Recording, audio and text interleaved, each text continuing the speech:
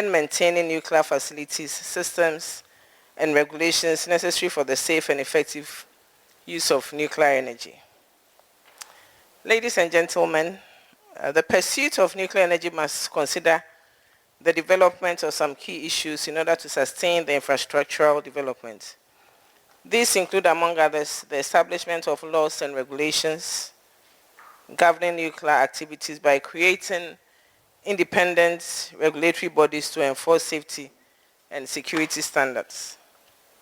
In view of this, Ghana has established the Nuclear Regulatory Authority to oversee issues of nuclear safety, security, and safeguards. As we are all aware, artificial intelligence plays a very important role in this whole infrastructure architecture. And it's important to establish robust safety protocols to prevent possible accidents and incidents. And as you know, these include physical and cyber security measures to protect nuclear facilities from the foreseen and unforeseen threats. I would also like to put emphasis on human resource development that will provide the needed workforce to manage these facilities through specialized educational programs and training for nuclear engineers, scientists, and technicians.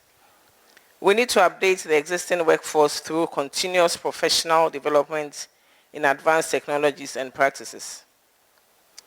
Distinguished ladies and gentlemen, Ghana has since rejuvenating her nuclear power program established the School of Nuclear and Allied Sciences to provide the expected human resource needs for the regulator and promoter of the institution.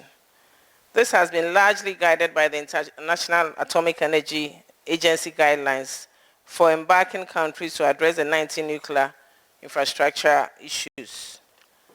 I'd like to take the opportunity to recognize the support of the International Atomic Energy Agency for nuclear embarking countries by providing guidance, training, and technical assistance to African countries developing nuclear infrastructure, as well as offering advisory services to enhance nuclear safety and security.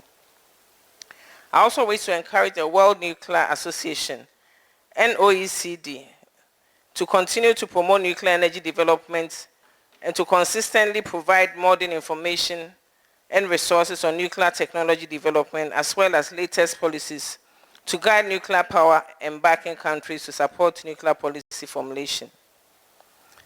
Developing nuclear infrastructure is a complex and multifaceted process requiring significant investment, rigorous planning, and continuous international cooperation. The successful implementation of nuclear energy programs can provide a reliable and low-carbon energy source, contributing to energy security and climate change mitigation efforts. I therefore wish to encourage all gathered herein to utilize the knowledge shared in this session to shape our policies in nuclear infrastructure development to achieve our quest to include nuclear power in our energy mix. I thank you all and wish you a very fruitful discussion in the next session. Thank you very much.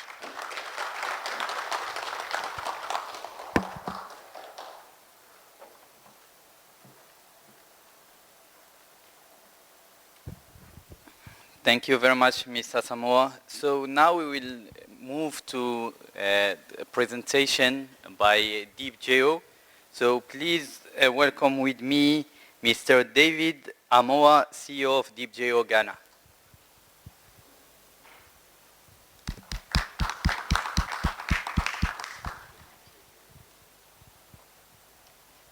Thank you. Oh, okay. Is it up there? Oh, okay. Okay. Good afternoon, everybody. I'm not David Amoah. David has just been called to attend an emergency meeting. And I happen to be the ship captain for DeepGEO in Ghana. So I'm here to introduce Link Murray. I'm here to introduce Link Murray, who will deputize for David. Link happens to be our chairman, CEO, and so he is going to present. Is Link around? Is standing there? So whilst we are waiting for Link, let me just tell you a little about what we have in mind. The story about DeepGEO is about a company we started in 2012 in northern Canada, Labrador to be precise. And the people of Labrador, they found themselves just like certain situations we have in our communities. And they said, hey, we do have some resources we can depend on. Let's get somebody to want to start something. So for the last 12 years, they've been really working hard to create jobs and help with their own economic development and the rest. And I heard of it, and I invited Link in 2021 to Ghana. And Link is here, yeah. So without wasting much time, let me just hand you over to Link Murray. Yeah. Shall we? Thank you. Okay. Honored guests, thank you very much. And I'm sorry I was confused as to what order I'm speaking. David Asamoah, our CEO, was to give this talk. And then he could not make it because he was called away by his employer. And so then our chairman, Derrick Okine, did a chairman-like prerogative and told me to speak. And I am really glad you did. Thank you, Derrick. All right, next slide, please. And I sure hope this is the correct presentation. Next slide, please. Or is this me? Uh-huh. All right. Was that me or you? I did it, okay.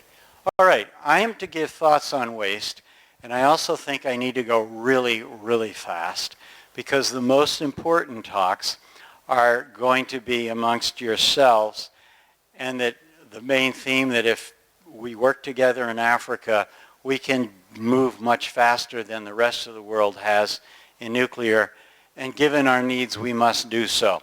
So, thoughts on waste, basically this. The practice is collect 1/10 of 1 penny per kilowatt hour, and you will build up in the course of the nuclear plant, or in the course of your nuclear program, you will build up ample funds to dispose of the spent nuclear fuel. It's that simple. The United States has built up a fund. It's probably in excess of $50 billion now. I know Taiwan had built up around $6 billion, and it really is only going to cost $4 billion, so they've got extra. The second thought for consideration is that if we go directly from when the fuel is spent fuel, and we can skip a lot of expense that the rest of the world has paid putting things in interim storage. If we go directly to final repository, we can save money. And the third factor is simply that you collect this money and you send the material and the funds to a deep geological repository. And so the main takeaway message is focus on generating the nuclear programs as fast as you can. And when people ask about what about the waste, the answer is that's what you do with the waste. And that's what Finland is doing, Sweden is doing, Canada is on track to start to do it, and multiple countries are going to do it within the country. But smaller countries should collaborate. Now let me see if this works. Maybe this. Okay, thoughts on waste. All right, and this is what a deep geological repository is. The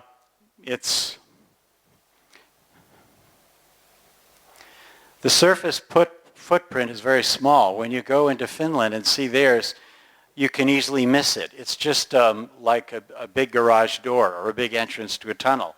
And then there's a ramp or elevators that go down, and then there's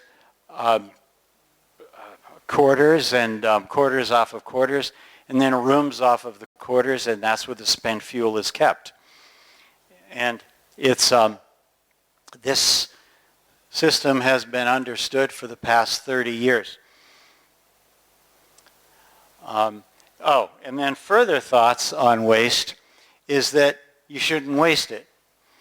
The material actually has energy value, and the funds that are collected at the back end can be very productively reinvested in the front end.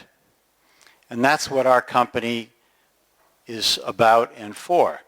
We actually started with a plan that we were going to take the back end money from developed nuclear powers and invest in our poor communities in the north. And then some African friends asked if they could join the program, and the Labrador people said, sure.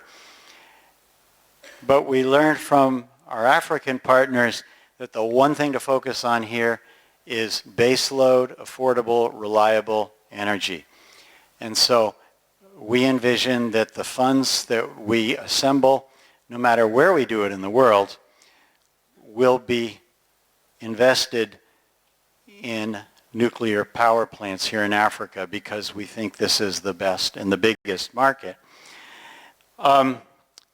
And we need energy, and we need it faster here in Africa. So together, we need to figure out how to move more quickly than is considered normal. Look how long it's taken each of our countries to get a program going. And of course, the first one takes longer, but we need to get better at rolling this out. So this is the problem. Now I'm going to go real fast. The problem is we need electricity. The world, there's a direct correlation between electricity and wealth. And as our titan of nuclear, Seth, are you here? No, he's not. Okay, I can't kid him. But he was interviewed for Titan of Nuclear, and Seth Deborah is quite a thought leader and respected throughout the world. And you can see what he said in the, you can read here what he said. His major concerns about nuclear power are related to financing. And so, and the reason I'm going fast is because the most important talks are going to be made by AFCON, who's focused on a collective regional approach to really roll out nuclear quickly in Africa. And so we are happy to serve the program of AFCON. And the question always comes up, who pays for it? And the answer should be that the private sector should pay for it. And maybe in the beginning, sovereign guarantees are involved, but that's really just wrong. There is actually a lot of private sector money in Africa. There's a ton of private sector money in the rest of the world. And when DeepGEO gets its investment trust funds up and running, we'll have enough money to finance nuclear power. We shouldn't be increasing our national debts, sovereign guarantees. We shouldn't be encumbering our minerals rights. We shouldn't be tying up our infrastructure. And we can't delay projects like they have been based on financing. And the government is doing a great job, and I'm just going to speak for Ghana. They have a national energy transition framework. It's out there in hard copy to read. And this is their plans. There's really good reasons behind it. However, if the private sector were kicking in, they could, things could be better. And I think the government would be able to do their job better, but you can't expect government to do everything. And so I applaud what's going on, and I just urge the private sector to do more. And so it's a subsidiary of DeepGEO, but we have been working with vendors talking about how to transfer technology to African companies. And this is Ubuntu Nuclear Energy Limited, and this is the vehicle that we will be using to invest our investment trust fund money into, that we hope to win from existing nuclear countries and put it into African nuclear power. You know, the countries, this is, you can see little countries, Netherlands, they've got 79 tons. They're not going to build a $2 billion repository, are they? And you go on down, and even you go further down, these are countries that really would benefit from a repository. We hope to win this business. There's competition, but we hope to win it. And if we do, we're going to be investing it in reactors here in Africa. And there's a reference on that slide. And I'm just trying to emphasize that Korea's done a great job. They have Team Korea. The companies work together. And so just sort of, this is nothing official, but when you think about ourselves here in Africa as Team Africa, we actually can do it. There's, under AFCON's direction and leadership, I mean, and setting the stage, DeepGEO's, our role is to win this race for global material, and we can put it anywhere. It doesn't have to be in Africa, but to generate the funds for it. There's a prominent, I can't mention the name, global engineer that we work with in Canada and throughout the world, very well known, and they're also known in Africa. They do really good engineering. There's a, and again I won't mention but with the name, but there's real excellence within Africa. There's an African EPC, engineering procurement construction company, high reputation in the United States, high reputation in Africa. They invest in education. They do very good complicated engineering. And on that basis, we could be building a lot here in Africa that we're not. The African Nuclear Business Platform, who put this together, has phenomenal international networks. I know for us, they've been introducing us, and we've been working with Asian sovereign wealth funds, and all sorts of resources are available. And so we should hold these people tight. And then we can get standardized, like we're talking with two large auditing companies saying, look, can you get particularly adept at nuclear in Africa? And so it might help us with our auditing, that'll help us with our financing. And that's what Ubuntu Nuclear is doing. Then, so we can have a unique approach. We're going to be trying to roll a development process so each project can be done more quickly because all the expertise exists already here. And the question, does it matter where? The answer is absolutely not. We are in discussions in 6 countries, including the United States. And the selected countries obviously will gain a bit of extra benefit because they'll get some industry. They'll become a center of excellence of an industry that does not yet exist.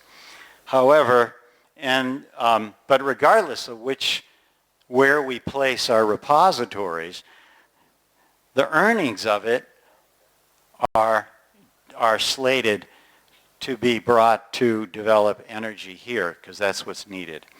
And that's it. Thank you very much.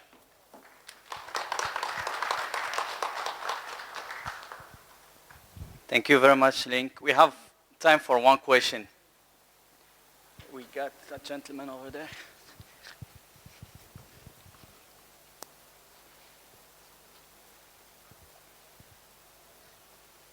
Thank you very much. I'm Emmanuel Ampumamwak. I'm the Director for Nuclear Installations at the Nuclear Regulatory Authority, Ghana. I would like to ask DeepGEO, what is the real end? What is the real goal with the depository? What I know is that when you take the nuclear fuel, you can decide to use it as a resource or as a waste. If it's a resource, you take out 80% of the U-238 and turn it into another fuel, MOX fuel, which can be used in other nuclear reactors. My question is, what is the real target? Is it only to have a repository? For how long? And for what will it be turned into? And at what time are we hoping to have a final disposal of this waste that we are discussing? Thank you. All right. There's a difference of opinion in the industry as to what's ideal. The French and the Russians, for example, and the Chinese, doing an excellent job of reprocessing this material. Right now, there's many countries don't do it because it's very expensive. So it very well may be history shows that all of our repositories are simply a holding station temporarily for technology to catch up maybe in 50 years. Maybe it's there now because we're in touch with advanced nuclear reactor companies that can take this material and burn it as fuel, with some, adjustments. That's speaking really simply, but the answer is that's what can be done. So our immediate goal is simple. We intend to get paid to take title to this material and to put it down where if we did nothing more with it forever, it is disposed of. However, we don't intend to put the clay in place and all the rest. It'll all be ready to go. We're going to hold ourselves in reserve because we think, although it's not in our financial model, we believe this material is value. Now, there's some other company that thinks it is value, TerraPower, and it is owned by a now elderly gentleman named Bill Gates, and he's pretty sharp at these things. They flew us out to meet with him. We said, why are you talking to us? We don't have a hole in the ground yet. And they said, because you are going to succeed, we've checked you out. And when you do, you're going to create a Saudi Arabia of energy, because you're going to gather this material from all over the world, safely put it in your repository, and you notice our model is we're monitored and retrievable. It's not very expensive to send it down on the elevator and pull it back up on the elevator on the general scheme of things. So the ultimate goal is to do whatever future generations decide to do with it, okay? But we are leaving future generations the option of doing absolutely nothing with it, leaving it in the bottom of the repository. But I will bet that it won't be long at all before people will use it for fuel.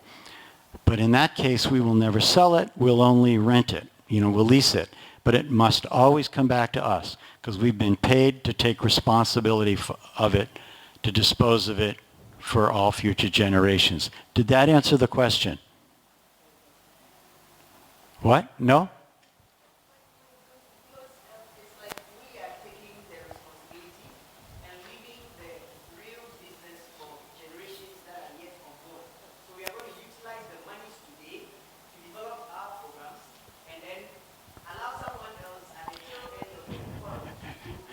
No, that money is an investment trust fund, and if you think that spending money on a nuclear reactor is a waste of money, you should change your industry. It is an investment that will make a profit and have value. So no, we are not dispersing the funds, and we are not burdening our future generation with anything. We're putting it down in a repository where it can stay and it will never be involved for future generations. All they need to do is close it off. Do you see? So we are not spending the future's money at all. We're investing the future's money.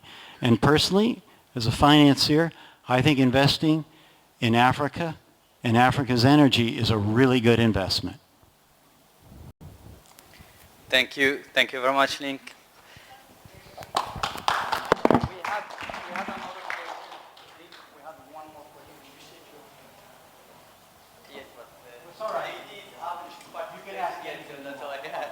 Or you can ask him directly. No, okay, whatever. Anyone who's brave enough to ask questions should be able to ask. Exactly. Thank you very much, everyone. And then, so now we have our final presentation of the day. So hopefully you are relieved. And I would like to call Mr. Enobot Agboraw, Executive Secretary from AFCON, African Commission on Nuclear Energy. Please, a round of applause.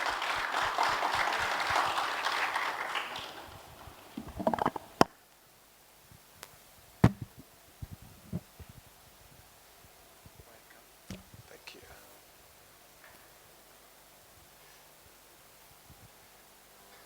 Good afternoon. It's an honor for me to speak here today about a topic that is close to the to the hearts of every African. And the topic I'm going to talk about is energy, specifically how the African Commission on Nuclear Energy believes that we can expedite the deployment of nuclear power plants in Africa. Energy is something very fundamental. We are all here today able to participate in this meeting because we've eaten. We have food that energizes us and enables us to do the things that we have to do. Electrical energy is the energy that feeds industry. Without industry, we cannot have the socio-economic development that we seek here in Africa. I know I'm preaching to the choir because everyone here knows the things that I know, but I'm going to say them just for the record. The African continent has the lowest access to electricity. The NEA says that 80% of the people globally who have no access to electricity live on the African continent. We are told that our population is going to double by 2050. That's only 25 years away from now.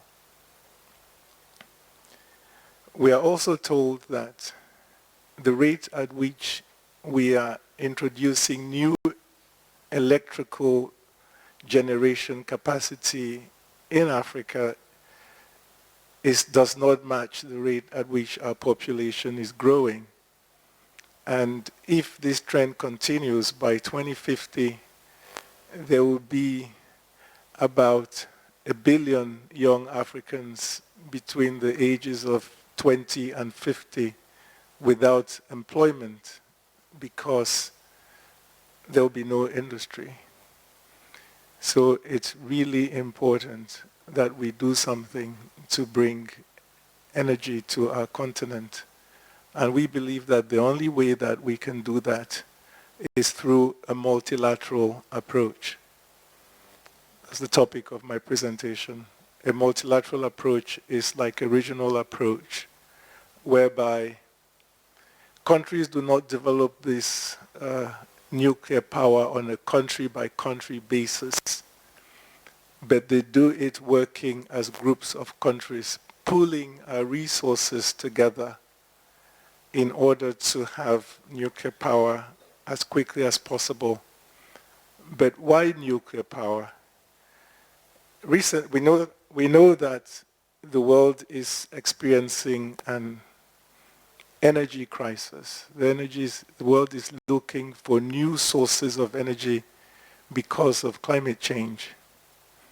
Because of climate change, fossil fuels are not the future of energy production in the world. Neither are renewables such as solar and wind, because those are not dispatchable. They are not reliable. They are intermittent. And in the long run, they are more expensive and actually cause more environmental damage than nuclear power. Hydroelectricity is a renewable, it is dispatchable, and it can provide base load. But because of climate change, there's no long-term security in water resources. So we cannot bet on hydro in the very long term. Moreover, hydro is geographically limited. It's not everywhere. In Africa, there's no hydro in North Africa, for example. So that leaves us with nuclear as our main option as the central pillar to any energy mix that we're going to have. The gold standard for developing nuclear power is the IAEA's milestones approach with 19 infrastructure issues. I would say over 90% of African countries do not have the capacity by themselves to develop those 19 infrastructure issues within the 15 to 20 years that the IAEA estimates are needed to develop those issues. Now the milestones approach talks about getting the infrastructure, but the IAEA also has another scheme called the INPRO methodology that ensures that the nuclear power that is developed will be sustainable for at least 100 years. So we know that our countries cannot do that. And we also know that most of our countries do not have the financial capacity, apart from the human capacity, to pay for these reactors. You know, as a rule of thumb, nuclear power is like 100 megawatts cost about $1 billion, rule of thumb, but normally the cost is north of that just by the very nature of big projects. So there's a financial risk. Financial institutions are not prepared to finance such, capital investment intensive projects in countries that are poor. So how can we get around this? One way to get around this is through working together. The financial risk is spread among a number of countries, not just a single country. That would give more confidence to the banks and other financial institutions who may want to finance these projects. Another risk is the political risk.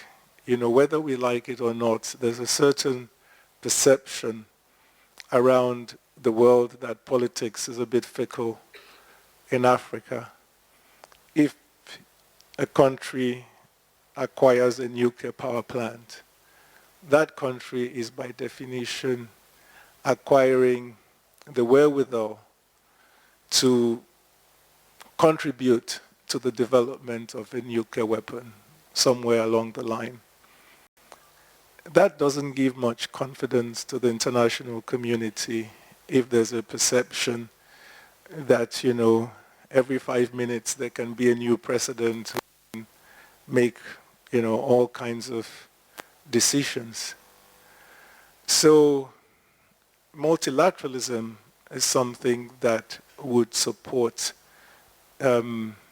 international acceptance because the risk is diffuse. It's spread among different precedents. And this is linked to the proliferation risk. If the plant is owned by a number of countries, then the risk of any country going rogue and deciding to misuse the plant is minimized, it's mitigated.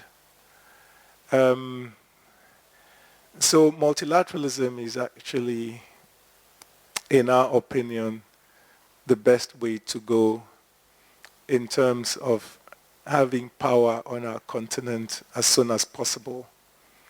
And it is urgent, and I don't believe that we are facing this problem with the amount of urgency that it deserves.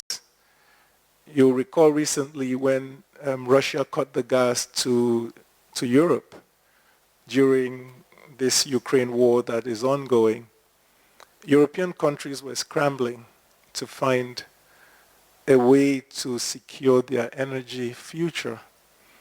And the urgency in Europe was 1,000 times less than the urgency here for energy. But they were scrambling, and we are not scrambling. The EU was looking for a common policy to ensure that Europe has energy in the long run. That is multilateralism. The EU is working together to ensure that the continent as a whole, or the EU bloc as a whole, has energy security. So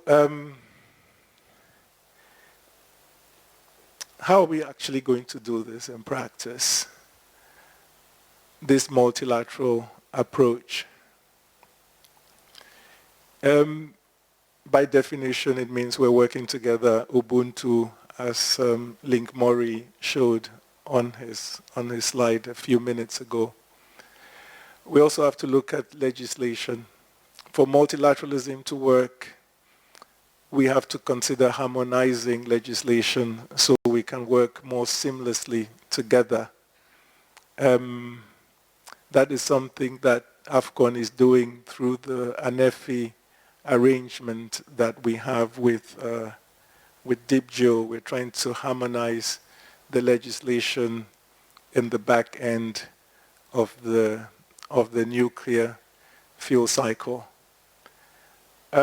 We talk about SMRs. We've been hearing about SMRs the last couple of days. But we've also heard that the SMRs are not something that, are going to be rolled out tomorrow or next week or soon. The average time frame is about 10 years from now. But we don't have 10 years in Africa. We don't have time. While waiting for SMRs, we have to, in our opinion, look at deploying technologies that are already tried and tested. And we should do that together. And there are 70 or 80 odd designs of SMRs out there. Different countries are going in different directions in their efforts to get SMRs. I think that SMRs are not really going to work out unless we have economies of horizontal scale, which means that a lot of them will have to be produced. You can't expect BMW to open the factory just to build one car for you. That car would be very expensive. I think we have to get together to decide as a group what kind of technology we want to have in Africa, and tweak that technology to suit our requirements here.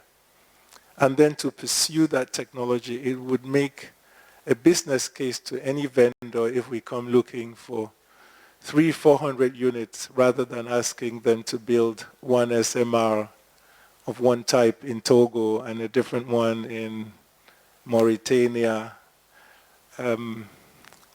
These are the things that we should be looking at. And multilateralism is not a new idea. It's not something that we made up. In the 50s, around 57, when the IAEA was being established, the idea was that all nuclear fuel cycle facilities that handle fissile material will be owned and operated by the IAEA on behalf of the member states. That did not happen for many reasons, mostly political. In the mid-70s, when President Carter was president in the US, through the International Nuclear Fuel Cycle Evaluation Program, he tried to introduce some kind of multilateralism with respect to reprocessing. In 2004, when Mohammed El Baradei was Director General of the IAEA, he came out with a document also supporting multilateralism. But none of that ever took hold. But there's no reason why we cannot be the first in the world, in Africa, to introduce and to implement a multilateral system that actually works. We can be the first in that respect. We can take the lead in moving forward with multilateralism, in implementing nuclear power on the continent. I've had the opportunity to speak with many people these last couple of days. I've spoken with Don Hoffman here, the CEO of Excel, who also has ideas about doing multilateralism in North America. I spoke with the CEO of the legal company that made a presentation yesterday. What's their name? I don't remember. Yes, he wrote a paper on multilateralism for Asian countries, he said, about 10 years ago. And he's also going to share that paper with us. So we can take advantage of best practices from other people and do the best that we can for our continent. I think I've already gone over time, so I'm going to stop now, but I'll be happy to continue this conversation either here or outside or via emails. Thank you very much. Thank you very much, Enobot. And we will stay on the same topic for our last panel. It will be about enhancing collaboration both within and between African countries. So I would like to call first our moderator, David Hess. David, Enobot is asking if he can answer one question. So is there any question from the audience? Over there. So finally, you got your turn.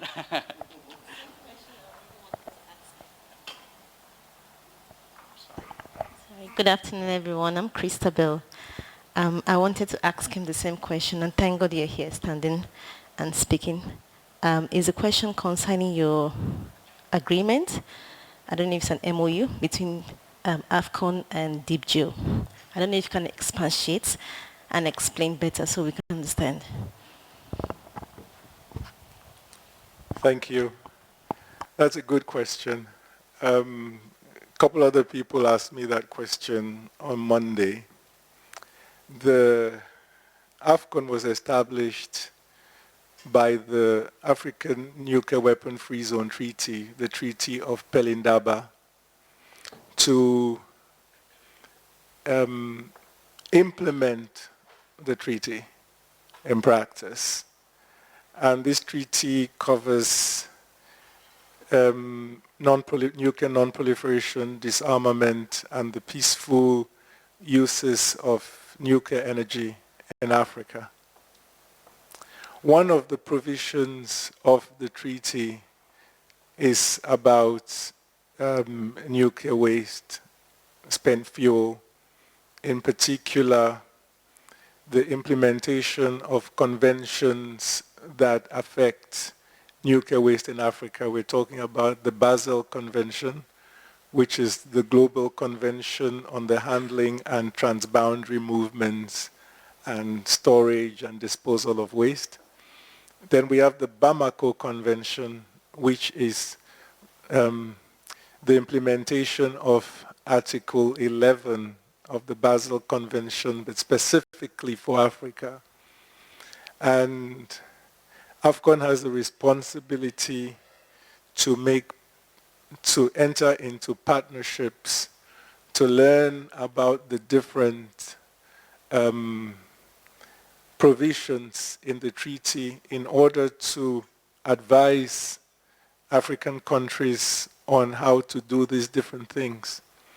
So we entered into partnership with DeepGEO, which, as far as I know, is the only independent company in the world dealing with the final disposal of spent fuel in deep geological repositories.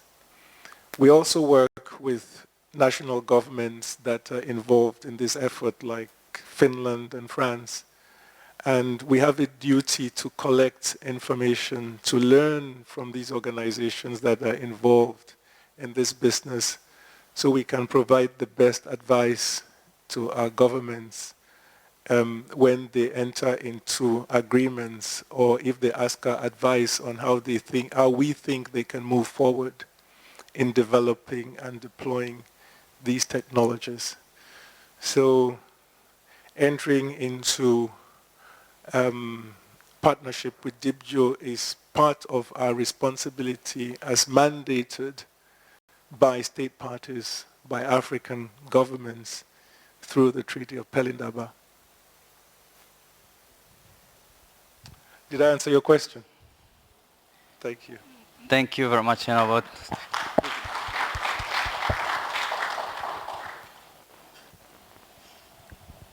So, as I said before, I would like to introduce the moderator of the session, Mr. David Hess, who is the Senior VP of Strategy and Sustainability at DeepGEO.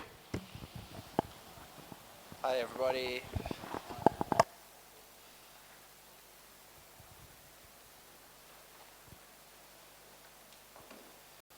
So I appreciate that by some act, I am now the last thing remaining between you and freedom. And I'm pleased to see that so many people are left in the room for this panel session, which I think follows very naturally from the discussions which we've heard previously. And thank you for your attention. So on that note, if I could please call to the stage Sarah Nafuna Mudoko, Commissioner, Nuclear Energy, Department, Ministry of Energy and Mineral Development, Uganda. Dr. Robert Sagbaji, National Coordinator of the Ghana Nuclear Power Program.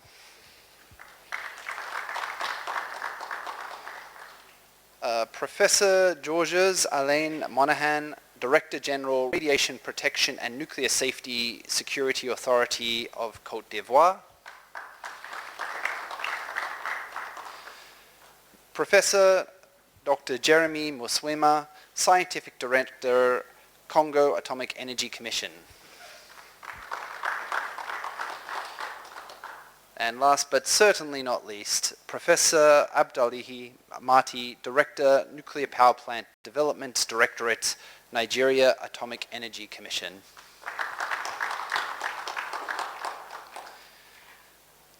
So, just before starting, a few opening comments from myself. If the last 2 days have shown us anything, it's that Africa is on the cusp of a major nuclear build-out, but it's going to stay on that cusp unless it can solve the problems of a perceived lack of governance and an actual lack of finance. But Africa can do more than just build nuclear infrastructure if it solves that problem. It can build its nuclear power programs in a way that's arguably better than the countries that came before it and which are currently considered to be nuclear leaders. So this means Africa can certainly learn from their experience in construction. Leapfrogging is also an option, introducing newer technologies rather than older ones. But perhaps more importantly, it means overcoming some of the self-imposed policy and regulatory constraints that Western countries especially have allowed themselves to become bogged down by. Innovation means more than just technology. It means innovation in business models too. Key to this is how African nations can collaborate with each other, how they encourage different organizations within their own countries to collaborate, and whether they team up to provide a united front internationally.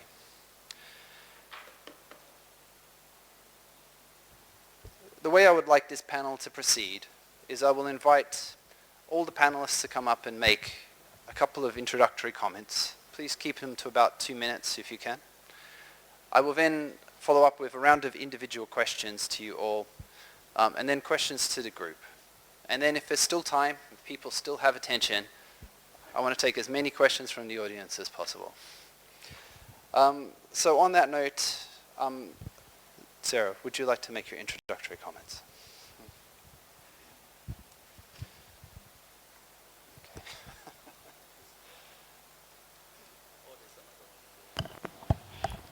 Thank you very much. My name is Sarah Afona, the Acting Commissioner on Nuclear Energy, Minister of Energy, Development in Uganda. Thank you very much for inviting me to be on this panel. So, as the first speaker, it's very hard, but I hope I will take more minutes for introducing the topic. So, when we're going to talk about collaboration within and between African countries. So, the issue here is what we consider as key issues for countries who are embarking on nuclear power. That's what I thought would be the issue. The issue is we consider very clear vision of nuclear, of energy in a country like energy policy. We also consider a very bit of resources like human resources, financial resources. And we consider also the status of stakeholders. How do the stakeholders look at your program in your country? So if these are the issues, the three issues that are very key, and stakeholder is very key. It contributes about 30% of your success of your program in your country. So, so if stakeholder is very important, what do we need to do as people who are handling stakeholder engagement? We have stakeholders who are local, stakeholders who are international. Local stakeholders may include host communities of where you're going to put the nuclear power plant, general public, and the media, and government institutions like ministries, agencies, and departments. So when you're going to consider these people, you have to have a different approach for everyone. Like now we have with the actual community. Actual community has issues which needs to be approached by. International community like regional, like African countries, like go by a world. So international community, we need very strong political will from your government. As a country who is going to UK, you have very strong political will from your government. You also need very strong intergovernmental relationships between countries, like international governmental relationship between Kenya and Uganda, Kenya and Tanzania, Kenya and Uganda and Ghana should have very strong intergovernmental relationships. Should also have you consider sharing of knowledge between decision makers, like you have decision makers of related bodies and decision makers of operating bodies. You have enough time sharing knowledge about the things. Also, cooperation between regional and operating organizations, regional bodies, regional and operating bodies, Africa needs to cooperate.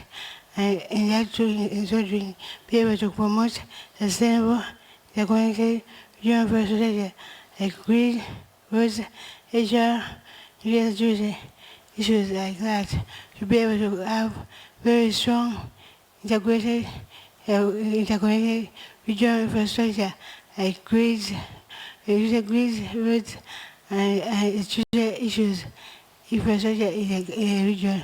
Thank you very much. That's what I would say about our collaboration. Thank you very much. Thank you. Thank you, Sarah. Robert, please take it away. Thank you very much. I'm not here to announce any vendor for the Ghana nuclear program. Ghana, I would say we've really enjoyed international and cooperation and partnership since we rejuvenated our nuclear power program. And this has been very key and strategic, for us because through this partnership, we have been able to cut down even the cost of, achieving certain milestones in terms of our nuclear power program. So I'm here to say that we should continue to expand the collaboration because Ghana over the years have learned a lot of things as a newcomer country and is ready to partner with other African newcomer countries to be able to show them some of the ways that they can achieve certain milestones without spending millions of dollars to achieve them. So partnership is key and it also leads to transparency in every country's nuclear power program. So for Ghana, we are rooted because the IEE has really supported the Ghana nuclear power program, and we still go according to the 19 infrastructure issues with the IEE, and partnership and international cooperation is key. And I want to see the African continent and African countries come together to collaborate, to support each other so that we can learn from each other. Thank you. Thank you. Yeah, Abdullahi, please. Okay, thank you very much. My name is, as announced, Abdullahi A. Mati. I'm the director of the Nuclear Power Plant Program of Nigeria. I must say that Nigeria is very committed to the nuclear program. I've mentioned yesterday the progress that we have made, and we have also opened our doors to partners who will partner with Nigeria on this project. We understand the need for very wide collaboration in so many areas, both nationally and internationally.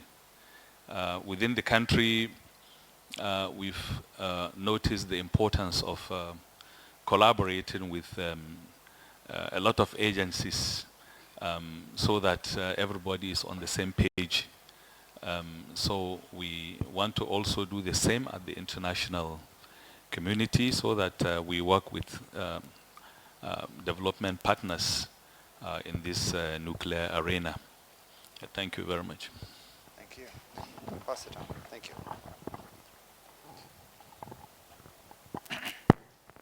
Thank you. My name is Professor Monean. I am the Director General of Regulatory Authority of Côte d'Ivoire. I can say that Côte d'Ivoire has no nuclear activities. We use radioactive sources and X-ray in medical. So the relationship we have with some countries in Africa, it is about to share the information, to do other activities concerning radioactive sources in transport, in import and export in Côte d'Ivoire, and other activities concerning X-ray and radioactive sources. So I am here to have some information concerning nuclear activities and go in my country to converse with, to search, to convex the authorities, government to choose nuclear activities. Thank you. Thank you. Thank you very much. Jeremy Muswema from the Democratic Republic of the Congo. Some people do confuse the two Congo because there is the Democratic Republic of the Congo and the People's Republic of the Congo. So I'm from the Democratic. We used to call, we are used to call it the Dr. Congo. It is very simple. So yes, everybody is a doctor, even small baby. Right, so DRC is, as most of us know, first of all, I'm the scientific director of the Congo Atomic Energy Commission, which is the deputy DG, and I'm also from the University of Kinshasa, yes, as well. But 3 years ago, before moving to the Atomic Energy Commission, I was the DDG of the National Nuclear Regulatory Body as well. So I moved from a regulator to an operator. It's a bit confused, but yes, that's what happened. And as most of us know, DRC is the first country in Africa to have a nuclear research reactor. So we were the first to start nuclear activities in Africa, and we kept it for a very long time. And also, before coming here, I read again that famous letter from Albert Einstein, the 2nd of August 1939, sent to the president of the US, telling him that, yes, dear Congo, by that time it was Belgium Congo, was having important reserve of uranium of good quality. So we consider, ourselves are a country that has contributed to the global peace in the world, because most of the uranium that were used to build the atomic bomb that helped in the Manhattan Project came from the Shinkolobwe mines and from DRC. So in terms of collaboration and cooperation, the DRC has been always involved in international and regional cooperation with others, especially through the IEA, the International Atomic Energy Commission, but also thanks to the USA, especially the US DOE, because DRC had the first research reactor. The first and the second ones were the US made research reactor from the General Atomics. So there is a strong relationship and bilateral cooperation between DRC and the US, and we do still continue. And apart from that, we are also under regional collaboration with like the AFRA and the AFCON and so on. That's why our center used to be and is still called the Centre Régional d'Études Nucléaires. So it is a regional center for nuclear studies, and it has also trained a lot of Africans who have been coming and going up and so on, and we still keep that kind of collaboration with other countries. Thank you. Brilliant. Jeremy, I think you took pretty much all of my questions for you then and answered them like right at the outset. So it left me in a bit of a bind here, but you mentioned that you had assistance from the IAEA. Yeah. Would you like to talk a little bit more about that? What was the nature of the assistance, and how did you find it? How did you experience it in your role? All right, thank you. As we, through the IAEA, we do receive a lot of a lot of assistance. First of all, through the Department of Technical Cooperation, we receive a lot of assistance from the IAEA. In terms of lab equipment, training programs. I myself, I'm a fruit. I'm a product of the cooperation between the IEA and DRC, because I got a scholarship from the IEA to do all my nuclear studies and so on, and so many others, yes, as well. Wow. And and also in terms of assistance to set up the nuclear regulatory body, and assistance also in drafting the nuclear law, regulations, yes, and so on. See, right. So this has had a very personal impact on you, this cooperation and collaboration. Yeah. Okay. So I suspect I might be the least knowledgeable person about African nuclear developments in this room. So if I ask any stupid questions, you're just going to have to bear with me. But at this point, your country doesn't have any plans for nuclear energy, does it? Actually, no.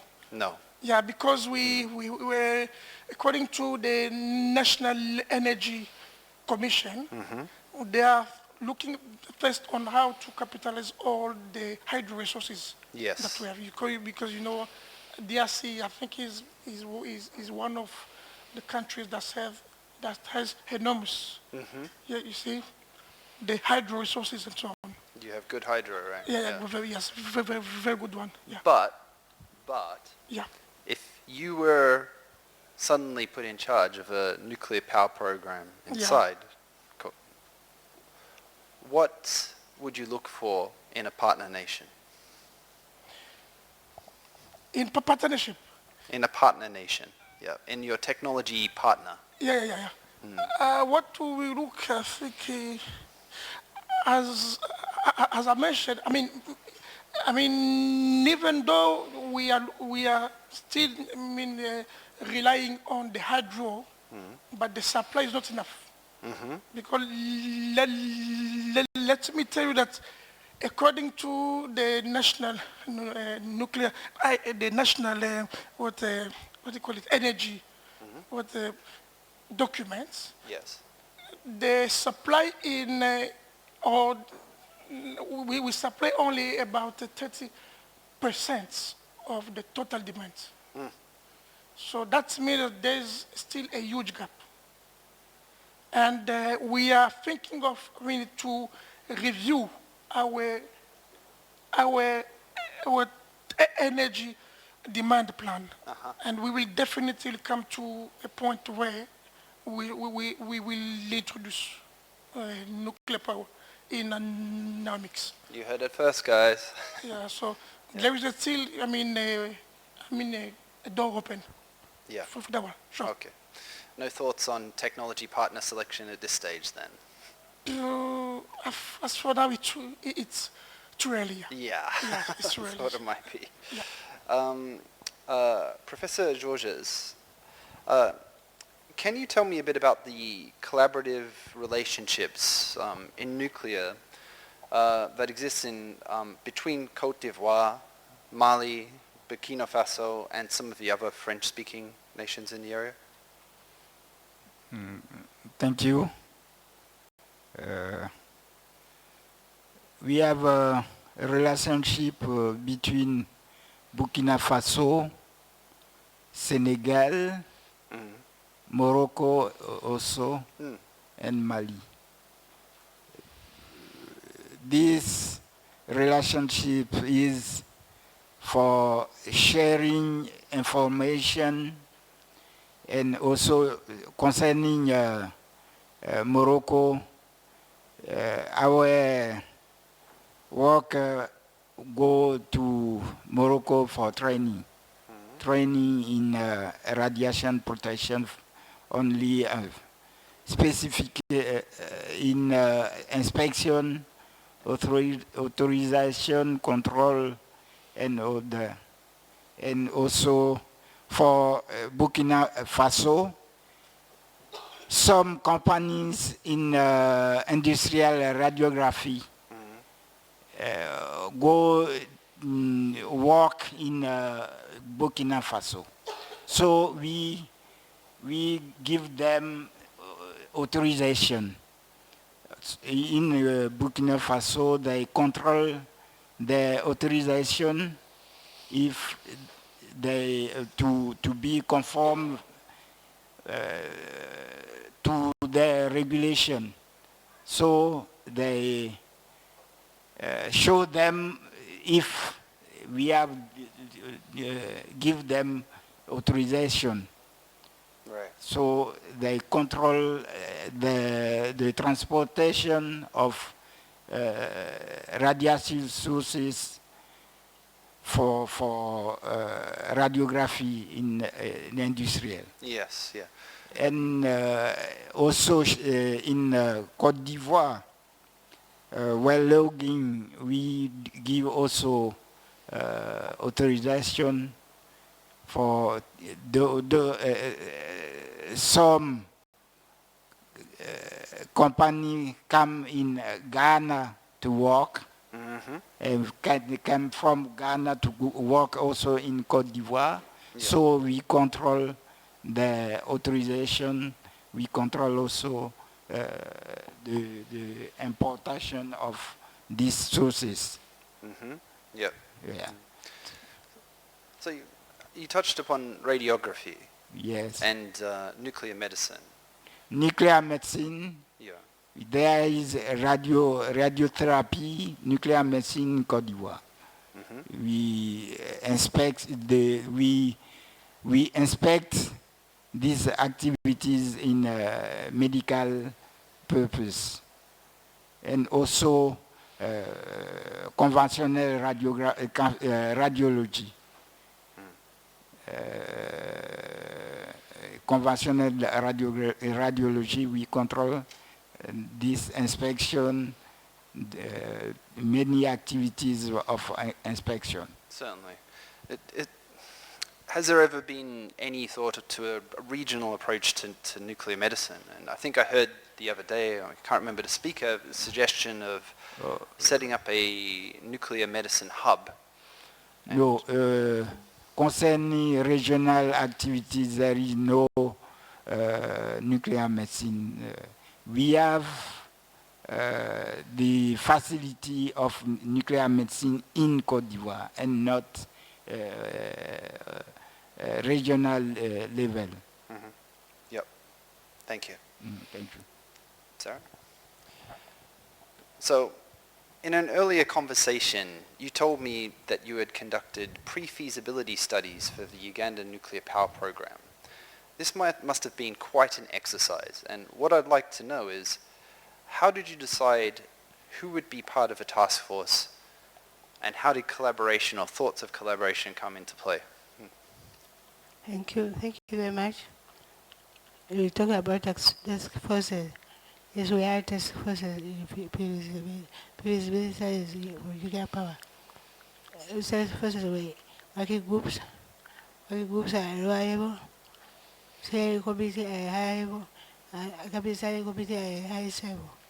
Here are working groups of technical people, different ministries, and we are the steering committee of heads of institutions, technical heads of institutions like permanent secretaries, CEOs, those were members of the steering committee, and the steering committee was members of ministries in those areas where we needed to have representation on the steering committee. Now, how do we form these working groups? We have 3 working groups. Citing a diplomat working group, citing a diplomat working group, HRD working group, and we have a post-eco working group. So some of the people we look at qualifications for people as working groups. Qualifications of people. There will be a particular qualification will be a working group. A qualification like hydrologists, smologists, geologists, university and children specialists, legal experts, planners, financial experts. Those people are supposed to be the working groups. So how do we do? We look at qualifications of people to be the working groups. So we have to pick someone who is qualified to be a particular working group. And we also looked at mandates of institutions like Economic Energy Council, a mandate of graduation. So I will be a person who go and join a working group. And Emma is the National Environmental Management Authority. So that was the mandate of its mandate, the one who made it to join a working group. We had organization of human resource, the Public Service Commission is in charge of human resource development in the country. We had universities, we had UNBS, we had Bureau of Science, we had Bureau of Statistics. So we had all those people with different mandates. We were supposed to be in different groups, and these people were supposed to be according to their qualification and according to the mandate of the institution. So working groups were working like this. Working groups were a steering committee. The steering committee was people made of people who were CEOs, permanent secretaries of ministries, who were part of a working group. So working groups had people heading them who were reported to the steering committee. The steering committee was headed by a permanent secretary of Ministry of Energy. The permanent secretary was the head of the steering committee, and Minister of Energy was the head of the steering committee of cabinet of nuclear power development. So in this way we were able to have visibility very well. able to have all the specialties within, all the capabilities within, the cooperation within were available in working groups. We need to have consultants from outside. We have a few consultants, we have one consultant doing energy planning, which was hired from outside, but others, other things were done in-house. But we had everyone around the government. We had Ministry of Finance, Ministry of Gender, Ministry of Agriculture, Ministry of Trade, Ministry of Transport. All those ministries were represented in our working group, so we were able to get very good previous business study. And we are able to have in mission. I coming to our country, I am able to say us, I am going through the first one, I will finish it. This is very well, thank you very much. Thank you, sir. Thank you. Yeah. Robert. So obviously we've seen a lot about Ghana's nuclear energy progress and program over the last couple of days. And no shortage of international partners in attendance here. So let's get very specific on the last couple of days. We cannot just pick anybody and say you are a plumber, so we are employing you to come and fix, or we can put you in the construction of a nuclear power plant, or you are a welder, or you are a mason. There are standards which will qualify you to be able to do specific activities during the construction of a nuclear power plant. I'll take, for example, when we first discovered oil and we were developing our oil and gas industry, we had to import every welder in the oil and gas field. And that was costing us, a lot of money, because you need some ISO certification and standardization to be able to do oil and gas welding. Not that we didn't have welders in this country, but they were not certified to do the type of welding which is required at that level. There was, I give another example. A company came here to do wave to energy. And they needed welders to weld the infrastructure in the sea and all that. But because the welders were not qualified and they don't know how to do that type of welding, the system was built, it was in the ocean, and after a month or two, everything started floating because the wave was too strong for the welding joints. So fast forward to nuclear. Yes, we have welders in the country, but building a nuclear facility, you need certified welders to be able to support the local workforce. Certified welders in the local workforce to be able to support the building or the construction of the nuclear power plant. So it is very timely to be able to train the local workforce to be able to be certified with, the ISO certification or whatever certification required by the nuclear industry for them to be able to be incorporated into the construction of the nuclear power plant. Okay, yeah. So part of the discussion was also about Ghana potentially becoming an Asamoah hub. If I remember, there'll be this welding center, this welding MOU. Is there any intention to invite other African nations and welders to participate in this welding center? This welding center is intended to be a hub. A hub means that we are open to the rest of the continent to be able to come there to train. So we as Ghana, we are going to be trained. We are going to have experts who are Ghanaians or non-Ghanaians who are working at that center to train other newcomer countries or other industrial people that need that certification. That welding center may not only provide workforce only for the nuclear industry, but it can provide workforce for the oil and gas industry. It can provide workforce for the bridge construction industry or for specific constructions that will need this specified welding. So it is not only tailored for the nuclear industry, but if you look at it, now the nuclear industry is gaining more will gain more. The development of getting this human resource certified for as a local content for the construction of the nuclear power plants. really interesting. And as somebody who's worked in the nuclear industry for a while, the importance of welding really cannot be overstated. So, Abdullahi, over to you. So in an earlier conversation, you mentioned to me that there had previously been a plan for two 1,500 megawatt reactors in Nigeria, but then you began to have a conversation with the country's grid agency. What happened then, and what do you think the lessons are in terms of collaboration between organizations inside one's own country? Oh, okay. Thank you very much. I mentioned during my presentation yesterday that we had earlier signed agreement for 2 by 1,200 actually 200. megawatt. Yeah. My mistake. Of course, we did some preliminary studies with the grid, but on coming for a very comprehensive studies, of course, our initial assumption was that the grid would have been expanded and strengthened. But on a very close analysis, we discovered that the grid needs not only expansion, but also even the technical characteristics of the grid needs to be strengthened. So there are a lot of issues within the grid which ab initio were overlooked.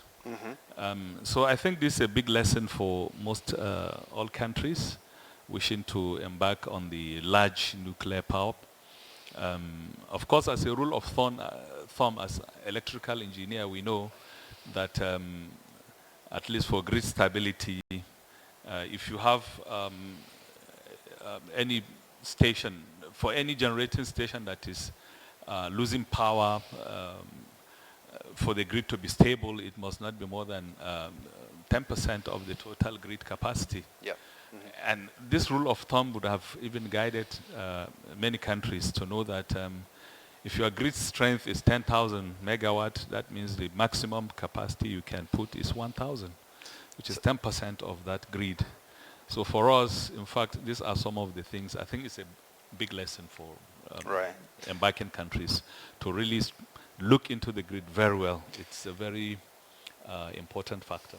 So did you have any members of the grid operator or any grid technical advisors in your initial task force? Yes, we have. But I think because they never had the experience of the characteristics of a nuclear power plant, they have been dispatching gas and hydro plants. Right. And never had the experience of dispatch characteristics of a nuclear power plant, which will not tolerate grid collapse. You know, you don't have to shut the reactor down because you have a grid collapse. Right. This will cause a lot of losses and a lot of problems. So I think it was in the course of time when we exposed them, we had to undergo studies, and we have to do a lot of scientific visits to countries already dispatching nuclear. That is when it's dawned on all of us that something needs to be done before we embark on the large power. Right, very wise words. Yeah. So can I check quickly, is Ibra here? About how much time do we have left on this panel? But he's not around. Okay, I'm going to proceed to just a couple of quick questions to the panel and then open it up to the floor. So thank you very much. This is a question to everybody and anybody who wants to answer it. Is the IAEA doing enough to lay the groundwork for nuclear energy and technology expansion in Africa? If not, what else could it do? Well, I think for most of us, I don't know for the rest, but I think IAEA has done a very beautiful job. The nuclear power infrastructure units section of the IAEA is working with almost all the embarking countries and even the countries that are advanced, and I think that marriage has, I appreciate that approach of the IAEA. Most of the time programs, you have embarking countries and then you have countries already operating. And this enables the embarking countries to learn a lot from the already operating countries. Okay, so no complaints here. Any yeah. other answers? Or Just one complaint. 10 or 15. But I'll say so far, I mean, for a newcomer country, yes, the IEA is so good to work with. But when you reach a certain level, especially when you reach a point to address issues of financing, I think that is where we have the shortfall. Because we are not saying the IEA should give money for you to build a nuclear power plant. But I think it's long overdue that the IEA should have used this status to establish a financing organization for a nuclear power plant. Because we know that when you go to the World Bank and you go to IMF, you won't get money to build any nuclear power plants.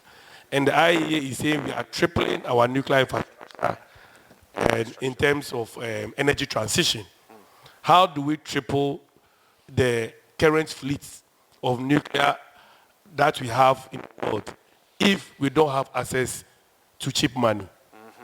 So this, the IEA, I think, should beef up and find a way to make sure that new or embarking countries that want to build nuclear power plant should be able to have access to certain funding based on their influence and guarantee to support these countries. Thank you. Interesting. I think we have another comment here. Thank you very much. Thank you very much, my dear parents. I have one more issue to compare about IEA. Although I say they are doing a good job, or those who are beginning.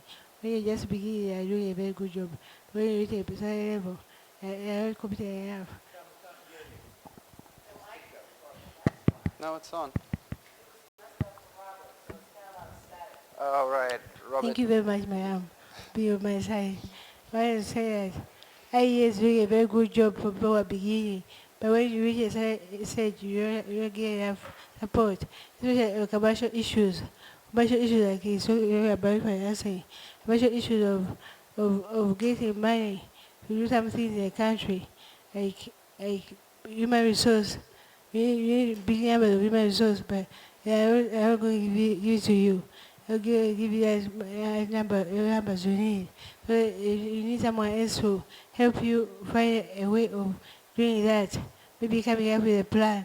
So we need people like the ones in a room who are advisors, who advise us financial issues or commercial issues.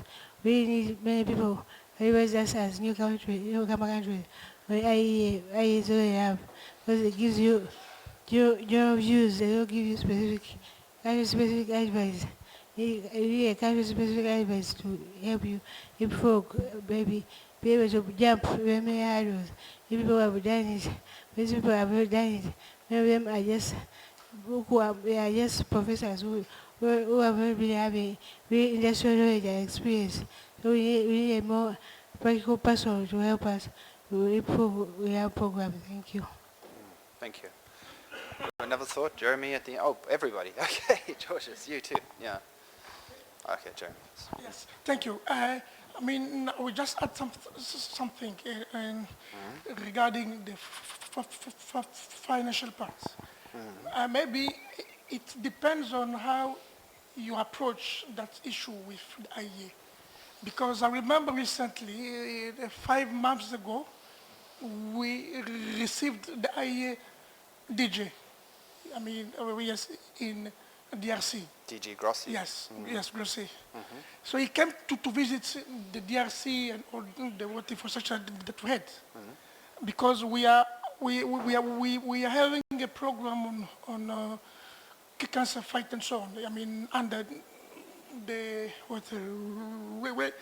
Rays of Hope. I mean, initiative. Then we say that fine, we want to be the new radiotherapy center, for example. And we say, IAEA, can you help us in in securing, I mean, the funds. Yeah, yeah. So the DG said, fine, we as IEA are going to help you. So what they did, they helped us to identify some potential, I mean, some Finances. potential, yes, potential, Yeah. So, so I think it depends on what you want and how do you want it. Right. From the IEA. That is super interesting. Yeah. Georges, did you have a comment? There's no obligation to comment on these questions, by the way, so no. Only if people have interesting things to say. Yeah. So, oh, you wish to another point? Where's the microphone? Sorry. Thank you very much.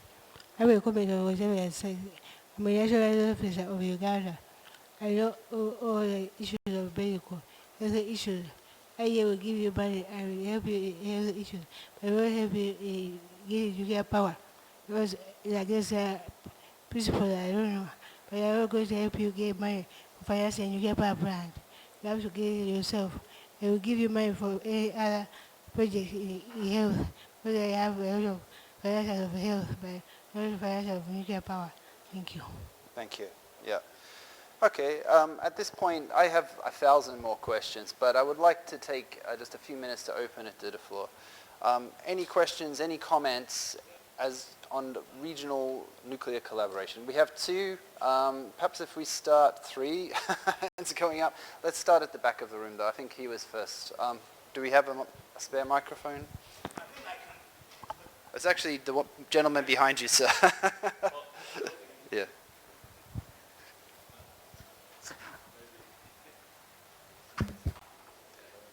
Yes. Hello. Yes. My name is Ebenezer Apia Opari. I'm a Ghanaian. I want to find out from the representative of Nigeria.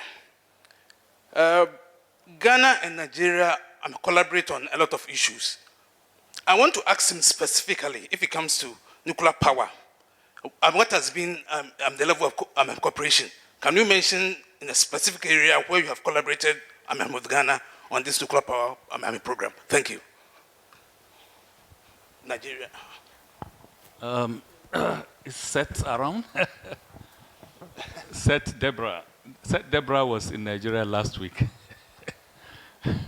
And he was there, of course, with through the IEA, but he was in Nigeria. He spent a week. We were together with him on the nuclear power program issues. So I will answer that we have been collaborating in all aspects. On training, we have a lot of our people coming to the Ghana Institute of this, the Radiation Protection Institute here. And also, prior to this, also we have collaborated on the research reactor projects. I hope I've answered. Okay. Next question. Yep. Yeah, I'm Bjorn from Dual Fluid. You've seen me in the morning.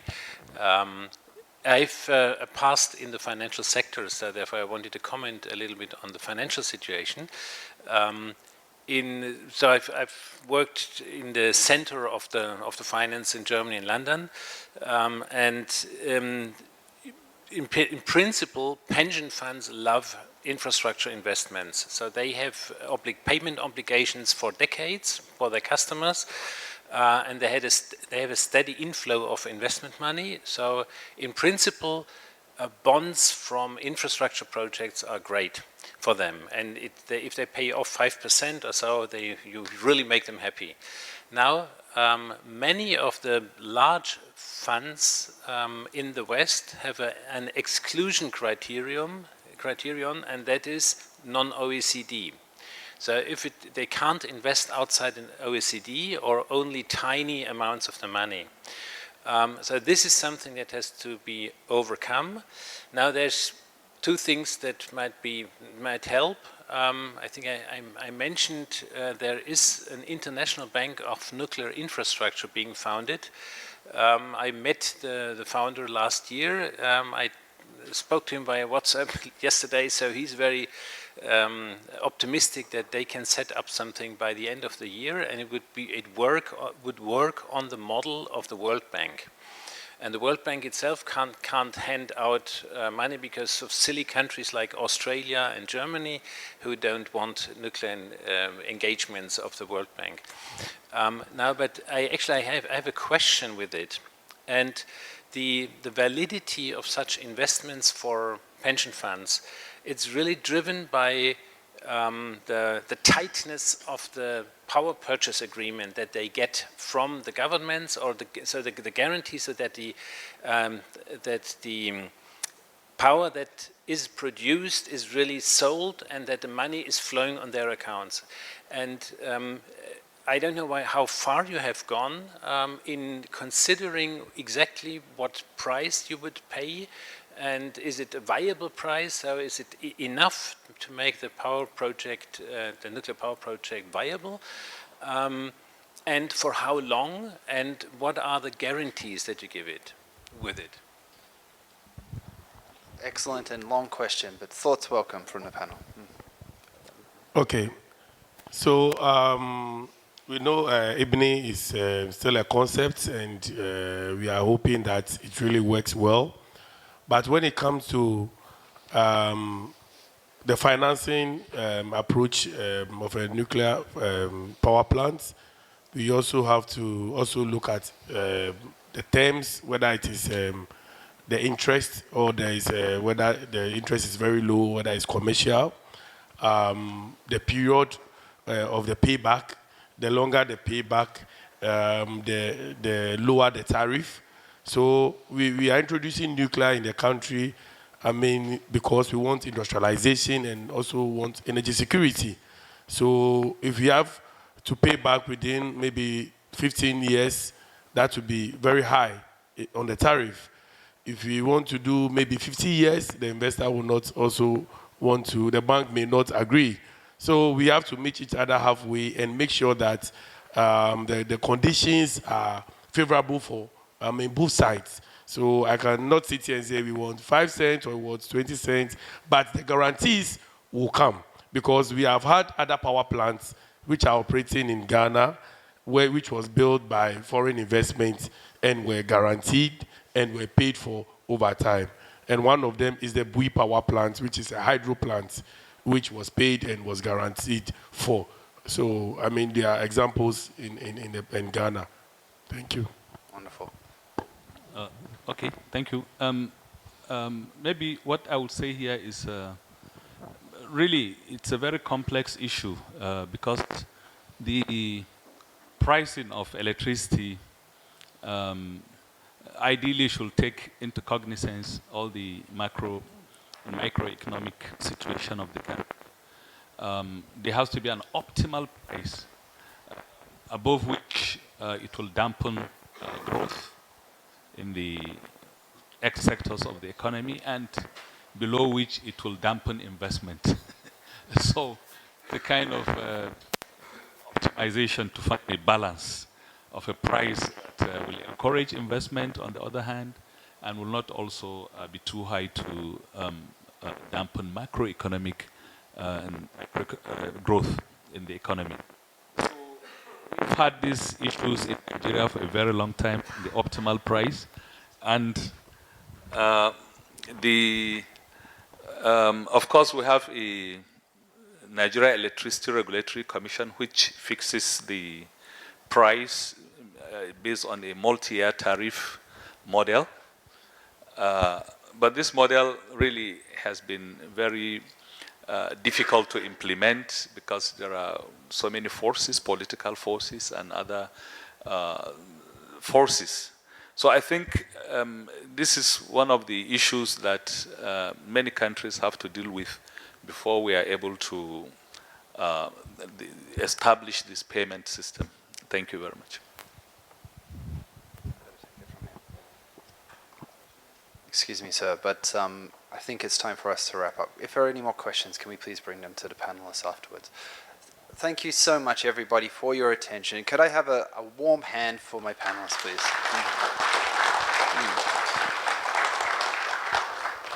And it's not my job to close the conference, so over to you, Zaf.